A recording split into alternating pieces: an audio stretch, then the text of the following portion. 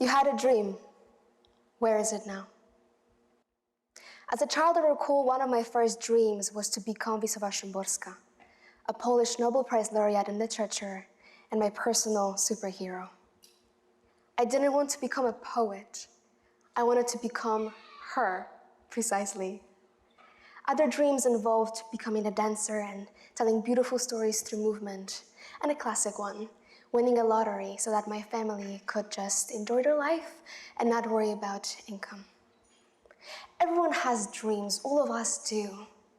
Have you heard your parents, teachers, mentors talk about their most harebrained dreams? What happens to those childhood dreams? Is there any sort of repository of unfulfilled dreams?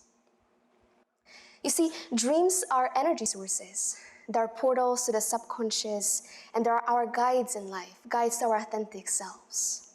Because they're energy, it means that they cannot be created nor destroyed, only displaced. And that's how dreams are passed on. I carry my father's dream unfulfilled, a burden that was passed on. And yes, I say a burden because it wasn't mine to begin with. My father, he wanted to become a poet, but he didn't get into the day program in Polish philology, and so he abandoned that dream. He didn't want to pay for night classes or the weekend classes. So he was scribbling his thoughts away in the attic of his childhood home, but soon after he burned his notebooks. And only sometimes his poems return to him now as long-lost friends. Only sometimes he's able to excavate his poems from the mind, from the back of his mind. And of course, some dreams are very hard to complete, to fulfill. Dreams are like the shadows that we cast in the field when the sun is setting behind our backs. The further we run, the dream seems to be running a little bit further ahead, almost hunting us. So what do we do with them? When I was 8 years old, my father sat me on the hood of our silver Mazda, and he told me a story of King Garlic defeating the Snot armies because they kidnapped the princess and they rampaged the kingdom. I didn't like it, and he took my critique very personally. He never wrote another story again.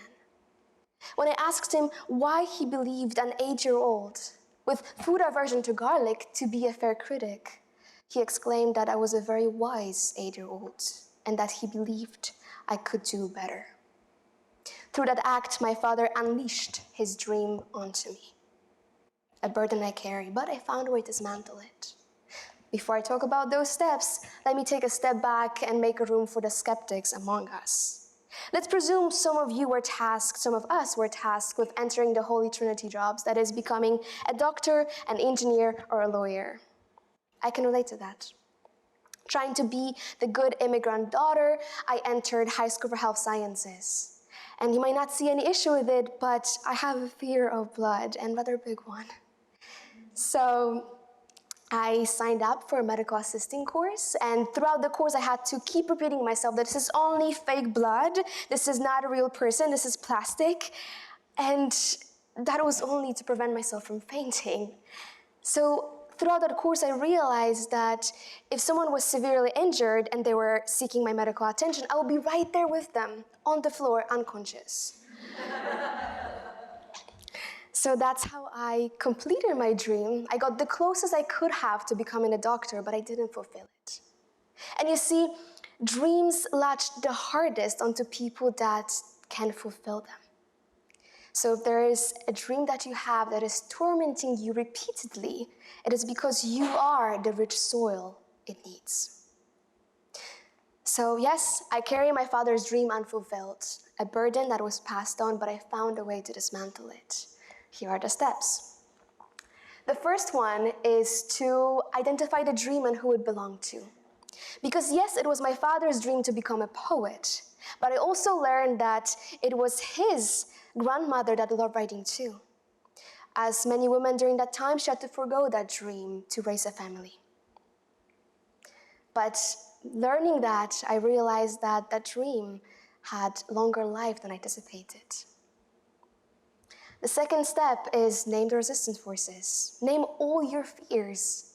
So is it which is fear of rejection? Is it the number of rejections received from publishing houses? Is it the loudly snoring neighbor who's disrupting your creative flow? Name them all. Somehow naming your fears make them seem more tangible, which makes them seem smaller.